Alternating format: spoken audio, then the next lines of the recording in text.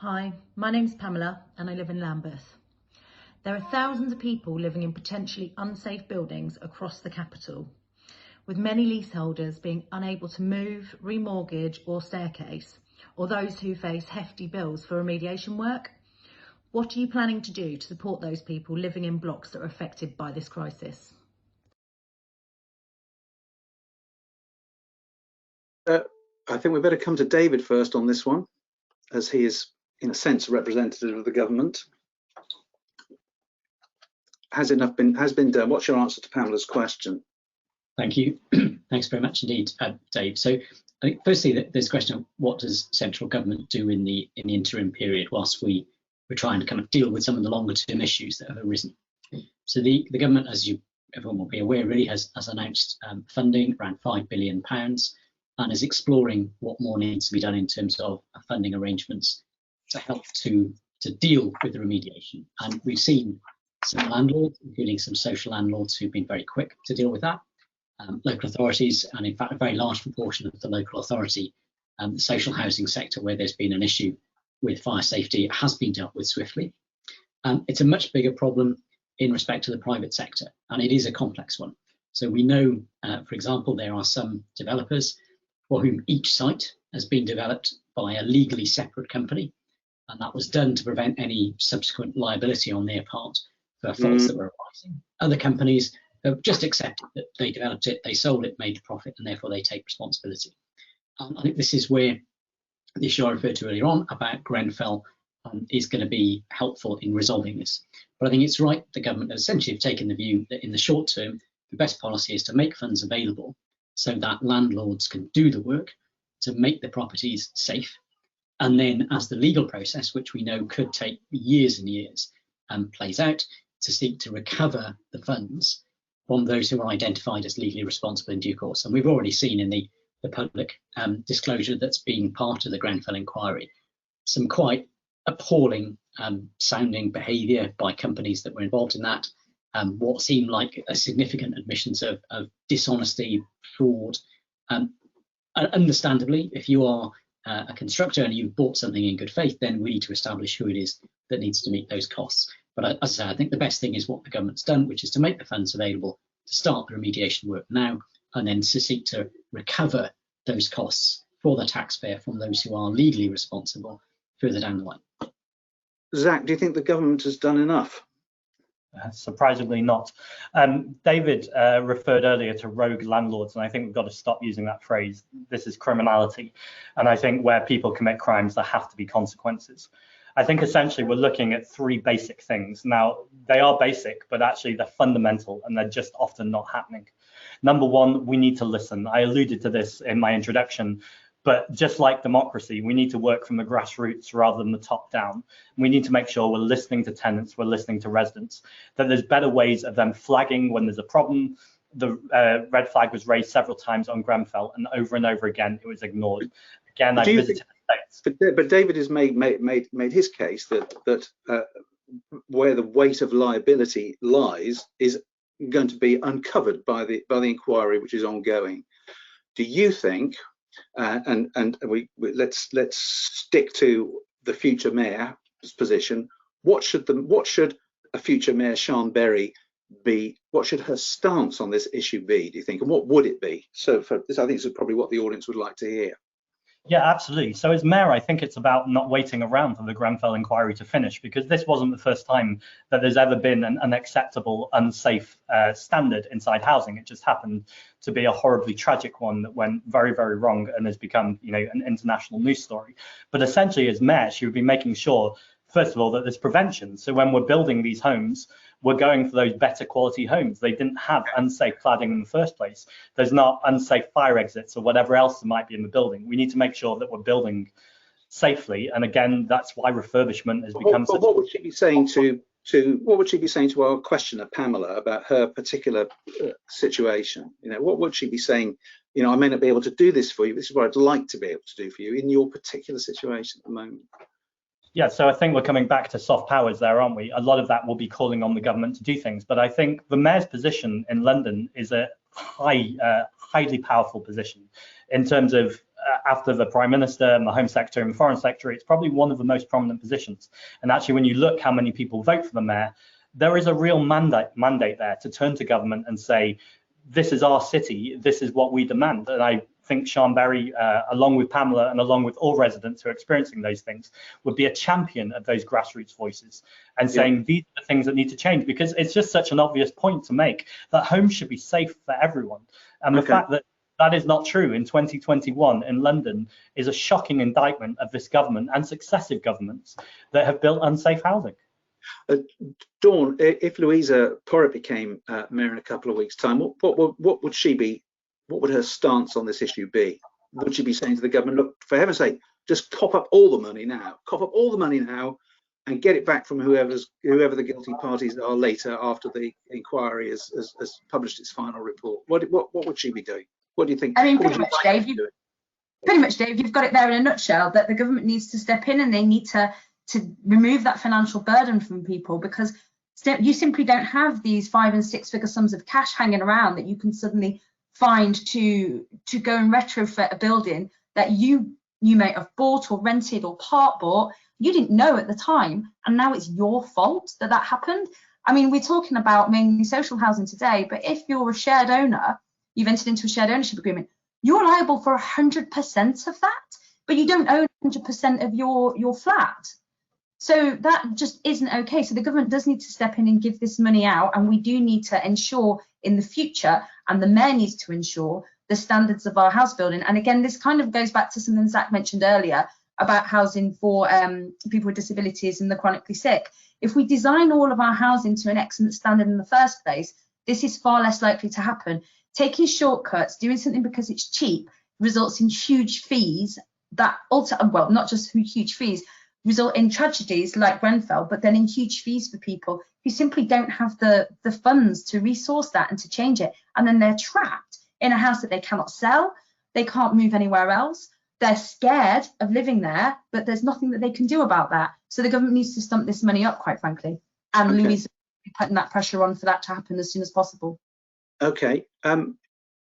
James, if Sadiq is re-elected, what would his next stance on this? He's made a very strong statement to the inquiry recently, although quite carefully worded in some ways, I think. But what do you think? What will he say next about this vast and pretty awful issue?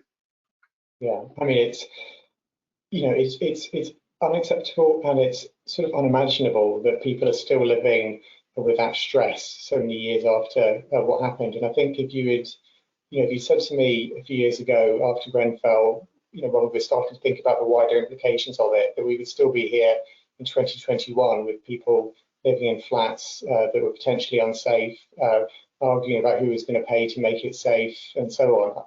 I don't think I would have believed you. I would have thought, even if the government's going to be slow, surely it won't drag on that long. So I think the fact that we're having this argument today and this discussion today and having this argument with government, and that people are still suffering, that leaseholders and shared owners are still living with this stress over them, is really shocking. And if you look at what the mayor's been doing and what he's going to keep on doing in the second term, he wants to make sure that the government pay for this up front, that the government do not land the costs on leaseholders, and the money should be paid for up front, and then the arguments about exactly who pays can be worked out later. Because, as I said, the one thing that is absolutely the case is that leaseholders should not have to bear that responsibility for a problem which was nothing of theirs in the making.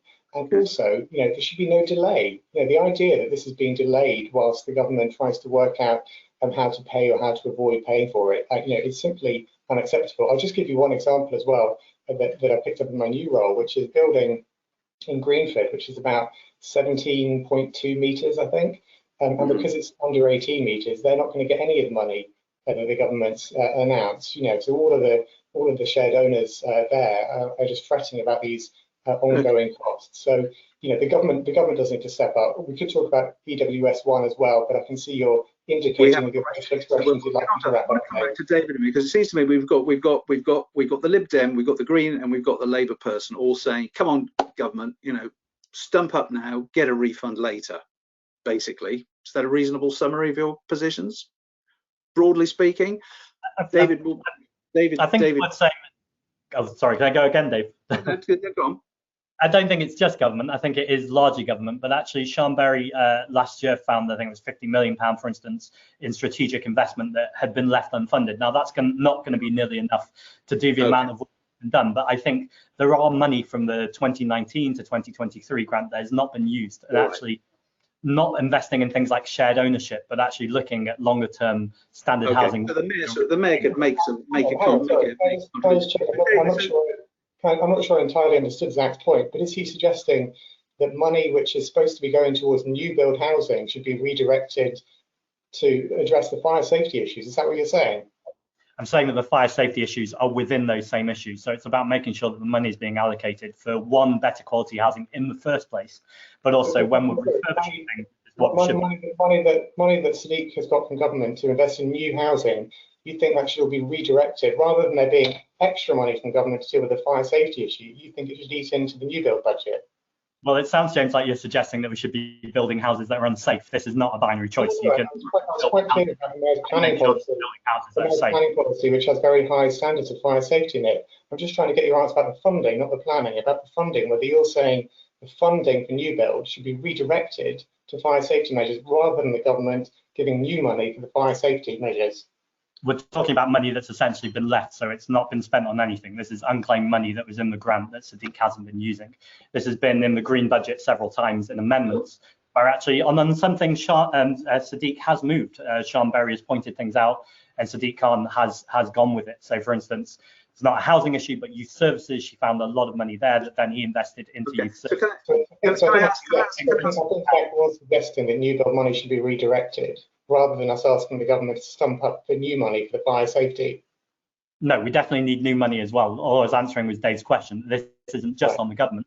There are things that they can be doing, but of course the government should be giving London more money for housing. Sorry to break it in, Zack. I think you've made your position clear. I'm just quite interested in how tight the rules are about spending this affordable housing grant. Could in theory a mayor say, oh, actually a chunk of this can go on something else, basically? James, with your experience of having been a deputy mayor, is that allowed? The funding arrangements are very specific. There's very specific targets around how many units you build. I mean, arguably it would be nice to have a bit more freedom in London to spend the money how you want it, because the way that it certainly worked when I was there, and I think it still continues, is that the money comes with very specific targets around how many new homes have to be built on the back of that. Okay. Well, I'm sure Zack would say that Mayor Berry would have a word with Mr. Jenrick and say, how about cutting us some slack there? But anyway, we'll see. David, I must come back to you because you seem to be broadly in the minority here in terms of what the government should be doing now. I mean, I can see that there are problems with everybody wants more money, and we're talking about large sums of money here. But are you sure that the government's relatively circumspect circumspect stance so far is the right one? Wouldn't you get an awful lot of political applause apart from anything else if you made the bigger gesture early and as I put it earlier, got your refunds later? I think it's always what a London mayor should be calling for. It's always easy in politics to say, well, government should just spend more money to resolve it. And I understand, Zack's frustration really. I mean, Sadiq hasn't managed to spend £500 million of the housing money that's been provided. It's sat in the bank unused at the moment. So it would be tempting to use that in the short term, but it can't be used for that. It's for delivering homes. That's what it's for. In terms of government's action, I mentioned in response to the question earlier on that the £5 billion that's been made available specifically around remediation. And a couple of the points that have been raised have picked up issues around things like costs to leaseholders of short-term measures like Waking Watches whilst that gets resolved. So there's the £30 million that's in the Waking Watch Relief Fund, which is designed to end the issue of unfair costs. And that also covers things like fire alarm systems for high-rise buildings that have got cladding. So rather than having to pay the high cost of having people walking around, you've got a fire alarm system that's designed to keep people safe. There's been a consultation undergoing at the moment on a levy, the new Gateway 2 developer levy, as a way of getting the industry to contribute collectively around £2 billion towards the cladding remediation costs. So that's developers across the whole of England, not just London, contributing to that. There's been an additional 3.5 billion, which is to fully fund the cost of replacing unsafe cladding where you've got leaseholders in buildings that are over 18 metres. And as a councillor like Dawn, I'm completely familiar with the issue of building regulations. The advice is very clear in terms of safety, that where the priorities should be. And in addition to that, 600 million has already been spent to actually deal with particularly the aluminium composite material cladding, which was one of the things that we know we have major concerns about following Grenfell, although, as mentioned, there's further work on that. And then in terms of the kind of lower risk properties where building regulations don't suggest that there is a need in safety terms to change it, but where residents may well be concerned, they may well want to do that, although it's not required from a safety point of view, then the interest-free financing with a capped cost of £50 a month, which is designed to enable the work to be done where people want it to be done, even though it's not required by law. I can break in. So you've explained this in very helpful detail. But if Sean Bailey's elected mayor on the 6th of May, that will be his line. He will be saying that to people in this situation in London. Will he? He will be saying the government is doing everything it reasonably can, so far as you know. I think Sean's position is always, and particularly given a number of these things are subject to a lot of consultation from government, to make sure that there is a fair deal for Londoners who are affected by this. And that includes, of course, all the London taxpayers who might unfairly be asked to bail out private developers who are failing to meet their responsibilities. So we need to make sure that we get the balance right, and we need to make sure that as these things emerge, and I speak, having previously been a leaseholder in a social housing block, I'm now a private freeholder. I have the insulation that was on the Grenfell Tower in my house, recently installed, and I'm waiting to find out what the conclusions of that inquiry are, because there will be thousands, if not millions, of households across London equally affected. Now, the advice to me is that there's no safety risk whatsoever, but clearly we need to understand who is responsible and make sure that those people are held accountable where they have done things that have put people at risk. And that process may take time, but if it's poorly done, it's an injustice to somebody, and we need to make sure that justice is done in housing terms, as well as making sure that the shorter term issue of how it's affecting people now is resolved and addressed properly. Thank you. A stout defence of your position, so thank you for that. There's a particular question come in, and this is to do with the EWS1 forms. And the question is, I'm trapped in my one-bedroom flat because of the EWS1 form scandal. My housing association has refused to do anything. What would you do? What would your candidates do in future to fix this? So I know that Caroline Pidgeon, the Liberal Democrats London Assembly member who ran for mayor in 2016, has been talking about this a lot. So I'm going to come to Dawn first and say, what would a Lib Dem mayor of London have to say about that particular issue, which is quite a big one within this wider cladding scandal crisis? You think you get the hang of mute by now, right? So yeah, Caroline has been obviously talking about this because it is a huge issue for residents, as has been raised here. And I'm just trying to find my notes with all the screens I have. Do you want me to comment? I can comment first if you like. Okay. Yeah. Okay. James. Yeah. Yeah. So EWS1 forms. The sort of two main problems with EWS1 forms, I think. I think firstly, it's the question that some mortgage providers seem to think that EWS1 forms are required, where in fact they may not be required. So there's a bit of confusion there about where they're required. And that can be really difficult for people, because if people are trying to sell their flat, they get a potential buyer. The buyer's mortgage provider says, well, we need to see the EWS1 form, but actually it may not be provided, it may not be required. That puts them in a difficult position. But the other really difficult part of this problem is that there aren't enough people to actually conduct the EWS1 form surveys and to put their name to it, even if you worked out exactly which buildings need it. So there's a huge bottleneck, which could potentially take years to get through unless someone takes a grip and tries to sort this out. And this is something which as an MP I'm aware of, and then Sadiq is very aware of it. Sadiq wrote to Robert Jenrick about this, I think on September 21st last year, kind of saying, you need to get more people accredited and ready and indemnified and so on to sign off these EWS1 forms where appropriate to make sure the bottleneck isn't there. As far as I know, last time I checked, there's been no response to that letter, which kind of shows the fact the government doesn't really know where they are on this. But the EWS1 form situation is creating real difficulty, adding just another layer to that stress that leaseholders and shared owners in high-rise buildings, blocks of flats are feeling. And the government needs to get a grip.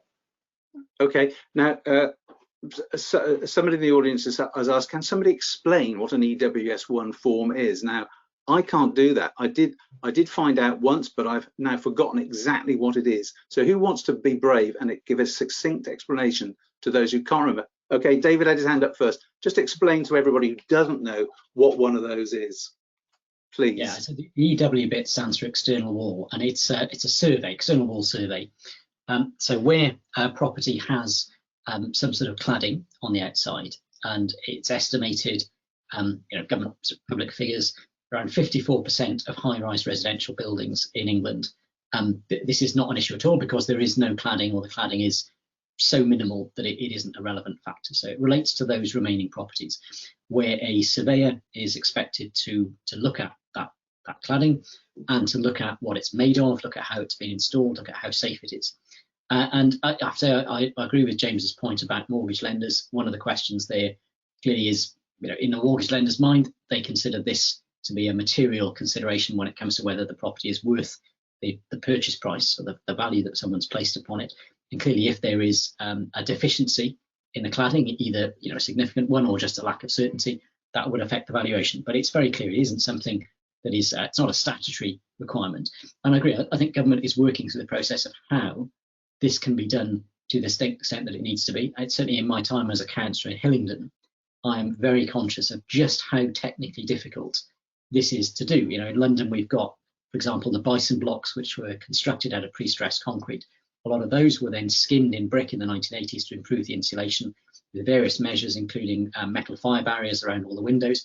You've almost got to dismantle the whole block to understand exactly what's behind it. You pretty much can't do it without destroying people's homes. So this is a very, very complex process. And I think we need to work out exactly how we can get to a point where people can be assured, including mortgage lenders, that the building is sufficiently safe, that it's been appropriately installed, without this becoming a real bureaucratic burden and a problem in people's lives. Thank you very much. Sorry, isn't it? I mean, I think it's interesting that David and I share some analysis of the problem, but it is fair to say the government's just being really slow and non-engaging on this issue, aren't they? I mean, the number of times it's been raised in Parliament and they haven't engaged. Robert Jenrick not responding for 6-7 months to Sadiq's letter. I mean, it may be hard, but the government's got to sort it out, right? James, I'm going to step in there. I'm sure that David is going to stoutly disagree with you, but we're just ticking on. No, I'm going to broadly agree with him. I mean, there is one of the big issues, and we saw it with Grenfell. The buildings regulations process that was supposed to make sure that everything on the outside of that building was safe, broadly speaking, appears to have been followed. And the problem is it wasn't safe. There were significant deficiencies. People maybe were misled. Now, I'm not prejudging the outcome, but I know from my experience in Hillingdon that building regulations, to really check everything that is specified in that process pretty much requires dismantling the structure in its entirety. And that's obviously going to be a major problem in people's lives. So we need to find a balance that guarantees or assures people's safety, but is done in a way that is practically speaking feasible. Okay, well, thanks for that lovely moment of near consensus.